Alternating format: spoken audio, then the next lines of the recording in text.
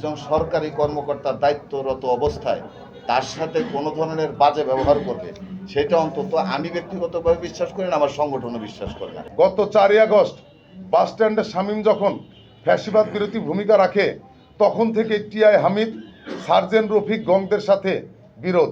পরিশেষে বলবো, আপনাদের মাধ্যমে বর্তমান পুলিশের প্রতি আমাদের আহ্বান, মানিকগঞ্জের পুলিশ যেন মানবিক, সামাজিক এবং দায়িত্ববান হয়। সরকারি কাজে বাধা প্রদান এবং পুলিশের উপর আক্রমণ, হ্যাঁ হ্যাঁ, এই মামলায় তাকে আটক করা হয়েছে।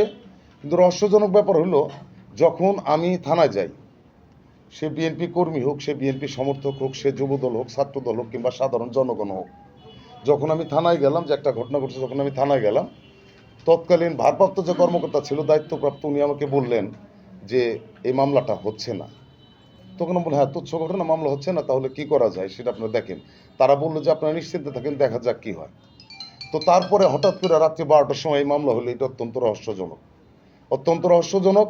এবং অবশ্যই আমি মনে করবো যে উদ্দেশ্যপ্রণোদিতভাবে, যেহেতু ওখানে যুবদলের নাম এস্টাবলিশড তারা করে ফেলছে, ওই পুলিশ এস্টাবলিশড করে ফেলার চেষ্টা করেছে এবং করে ফেলেছে, তখন তারা স্ট্যান্ড নিয়ে এই মামলাটা দিয়েছে। কেউ আইনের ঊর্ধ্বে নয়, সেটা যেই হোক, সেটা প্রশাসনের হোক, রাষ্ট্রের যে কোনো পর্যায়ের হোক, বিভিন্ন সাংগঠনিক বা রাজনৈতিক দলের যত প্রভাবশালী লোকই হোক, কেউ আইনের ঊর্ধ্বে নয়।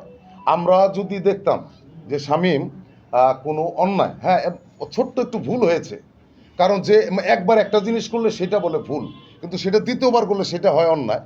ওর ছোট্ট একটা ভুল হয়েছে যে ইফতারের একটু আগে ও ওয়ান ওয়ে রাস্তাটায় ও ব্যবহার করতে চেয়েছে টু ওয়ে হিসেবে, সেখানে পুলিশ তাদের নিবারণ করতে পারত এবং পুলিশ উদ্দেশ্যপ্রণোদিতভাবে শামীম এটা করছে। কোনো অন্যায় হইলে সেটা সাংগঠনিকভাবে ব্যবস্থা নেওয়ার দায়িত্ব কিন্তু আমাদের আছে। সেটা যত যে বড় স্তরে, সেটা আমি হই কিংবা একটা ইউনিয়নের, একটা ওয়ার্ডের একটা কর্মী হোক, আমাদের কিন্তু এটা প্রসেস আছে যে আমরা একটা তদন্ত করি, সেটার দায়িত্ব নিয়ে আমরা কিন্তু ওইটার বিচারের মুখোমুখি যাই যদি সে অন্যায় করে থাকে। অন্যায়ের সাথে কোনো আপোষ আমাদের দল করে নাই। আর আপনারা সবাই মানিকগঞ্জের লোকাল জার্নালিস্ট, আপনারা সবাই মাঠে কাজ করেন, আপনারা জানেন এই বিএনপি, যুবদল, ছাত্রদল, সর্বস্তরের এই নেতা কর্মীরা যদি 5 তারিখ থেকে 10 তারিখ পর্যন্ত মানিকগঞ্জের বিভিন্ন অফিস, থানা, এসপি সাহেবের বাসা, এসপি অফিস, ডিসি সাহেবের বাসা, ডিসি সাহেবের অফিস, মানিকগঞ্জের জেলখানা, এই সমস্ত কিছু যদি এই বিএনপি পরিবার নিজ দায়িত্বে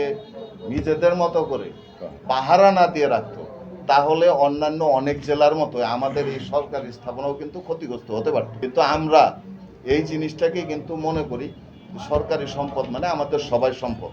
তো সেইখানে আমাদের দলের কোনো কর্মী একজন সরকারি কর্মকর্তা দায়িত্বরত অবস্থায় তার সাথে কোনো ধরনের বাজে ব্যবহার করবে, সেটা অন্তত আমি ব্যক্তিগতভাবে বিশ্বাস করি না, আমার সংগঠনও বিশ্বাস করে না। প্রিয় সাংবাদিক বন্ধুরা আমার, গত 4ই আগস্ট বাস স্ট্যান্ডে শামীম যখন ফ্যাসিবাদ বিরোধী ভূমিকা রাখে, তখন থেকে টিআই হামিদ, সার্জেন্ট রফিক গংদের সাথে বিরোধ। সেই থেকে শামীমকে দেখে নেওয়ার পায়তারা করে। আমাদের দাবি, মানিকগঞ্জ জেলা জাতীয়তাবাদী পরিবারের দাবি, পুলিশ হবে মানবিক, সামাজিক ও দায়িত্ববান। পুলিশ এই ছোট্ট বিষয়টাকে ঘটনাস্থলে মীমাংসা করে নিতে পারত, অথবা থানায় নেওয়ার পর দুই পক্ষকে ডেকে সামাজিকভাবে মীমাংসা করা যেত। সত্যি মনে হচ্ছে এই পুলিশের ভেতর লুকিয়ে থাকা হামিদ, রফিক মার্কা লোকগুলোকে চিহ্নিত করে বের করে দিতে হবে। পরিশেষে বলবো, আপনাদের মাধ্যমে বর্তমান পুলিশের প্রতি আমাদের আহ্বান, মানিকগঞ্জের পুলিশ যেন মানবিক, সামাজিক এবং দায়িত্ববান হয়।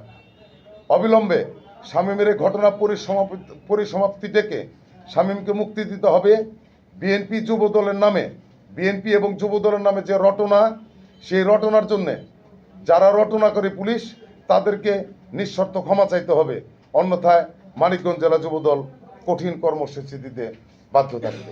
ধন্যবাদ সকলকে।